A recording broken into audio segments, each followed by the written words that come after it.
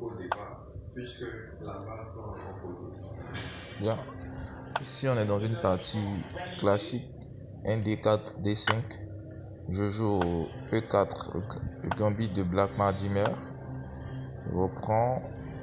Les coups sont classiques. Donc, cavalier F6, coup F3. Je demande l'échange de pion. Cavalier prend F3. Le clouage classique, c'est la variante de Teichmann. Ici, c'est un piège classique. Le fou C4 pour menacer de reprendre le fou qui vient d'arriver en G4. Il apparaît à la menace. Je développe tranquillement mes pièces et je rock. Bon, là, j'ai toutes mes pièces mineures développées. Il développe sa dernière pièce.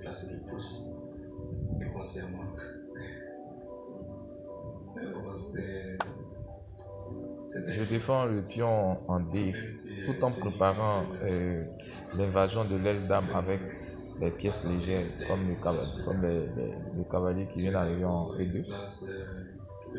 Je m'apprête à jouer le coup C3 pour consolider mon centre et accentuer mon attaque sur le roi. Donc il menace mon fou de libérer son cavalier. Et je maintiens toujours la pression sur le cavalier pour que le fou en E7 soit toujours occupé.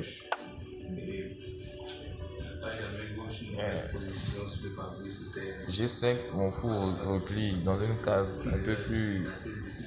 un peu moins offensive, mais toujours j'ai l'œil sur E5 cette fois-ci. Cavalier E4, mettre la pression sur mon fou. Je reviens à la case départ carrément.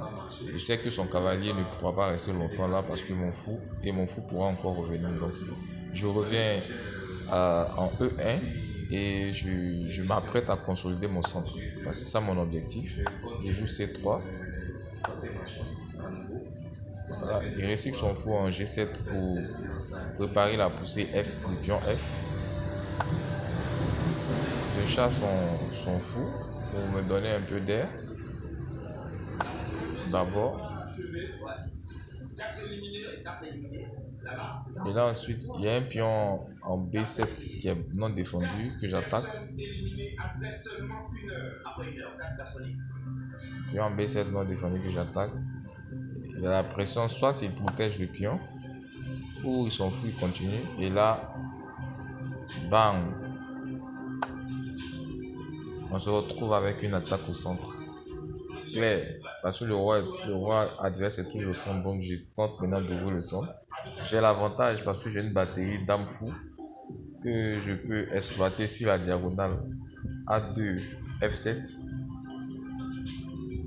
Si je demande l'échange du pion E en jouant D5, il a la pression parce que le cavalier ne peut pas bouger, il n'a pas trop de cases, donc il accepte l'échange. Et là, j'ai une menace sur son cavalier en E4 qui est non protégé ou bien mal protégé. Le cavalier est replié à D6, ce qui va me permettre de développer mes autres pièces. Si j'ai le choix, je joue fou G3 pour menacer de détruire la structure du pion. Mais j'ai un pion en moins, donc que je dois rattraper. J'ai un pion en moins, donc je ne change pas les pièces pour les changer. Je dois les placer dans des cases afin d'obtenir un avantage bien clair et décisif. Ici, je pense, j'ai une pression déjà sur la diagonale et sur la case F7 grâce à ma dame, mon fou et puis ma tour en F1. Donc il faut maintenant libérer la colonne de la tour, mais de façon active. Ici, je pense à un coup. Cavalier E vient en D4. Remarquez que j'ai réfléchi pendant longtemps.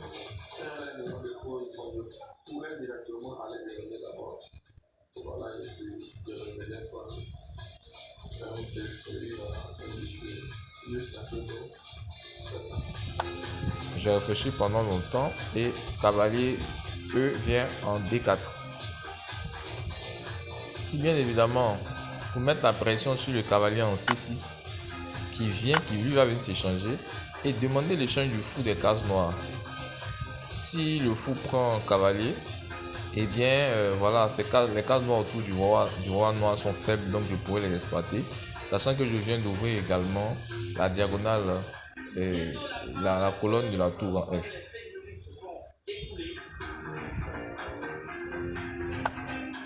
Voilà, donc ce coup-là, coup du fou en G6, est un coup suicidaire parce qu'il me permet maintenant de jouer une tactique cavalier E6. Une tactique mortelle le cavalier est tabou parce que F prend E6, fou prend E6 avec échec et la dame est en prise. Ici donc la tour et le fou en G6, en G7 sont attaqués simultanément par le cavalier. Le cavalier est imprenable, comme je vous ai expliqué tout à l'heure. Du coup, la tour doit bouger.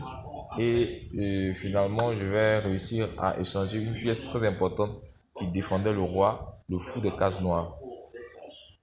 La diagonale, la grande diagonale H8, A1 sera maintenant faible. Et les cases autour du roi seront faibles. La case F7 est maintenant sous la pression de la tour en F1.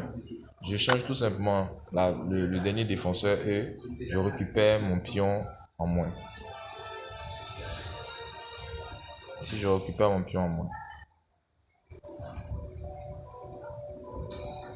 Après deux étoiles, finalement, je me suis rendu compte que ça commençait à aller. J'ai en fait des regrets. Bien, s'il répond avec le fou, la dame arrive en F7 et la pression est énorme sur le roi. Du coup, il attaque à nouveau le fou qui vient d'arriver. Et puis, moi, je fais quoi? J'échange les fous. Je demande l'échange du défenseur de F7. Donc, je joue tour E1. Tour A vient en E1 pour demander l'échange. Il fait échec. J'ai toujours la même pression. J'ai demandé l'échange des pièces. Il fait une batterie. Ici, j'avais un bon coup. Tour E2 pour doubler en F2. Mais j'ai pas vu. Donc, j'ai joué un coup un peu à la limite du coup fort. Hein. J'ai échangé et bon, c'est toujours bon parce que là, je me retrouve avec une possibilité de faire échec en G8, ce qui n'est pas mal.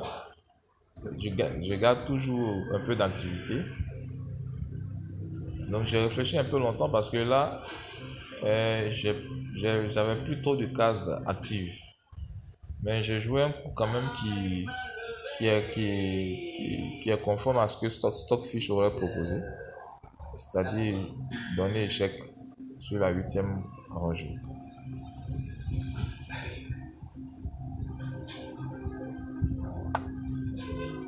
Le roi se défend, il se cache.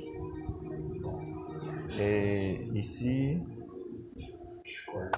je mets la pression sur la tour. Mais bien évidemment, c'est dans le but de toujours avoir la possibilité de faire échec au roi. Et puis de limiter les déplacements de la dame noire. C'était la raison. Je peux lui confidentiel. Qui a permis. Bien, le reste de la partie est un peu. C'est un peu positionnel. Je savais pas que le jeu allait. Le reste de la partie c'est un peu positionnel. On va rapidement et puis tac, la partie est terminée. J'ai beaucoup à faire. Merci pour votre attention. N'oubliez pas de liker, de partager la vidéo. Voilà, à demain pour une prochaine vidéo où j'aurai une partie encore plus intéressante à vous proposer. Merci.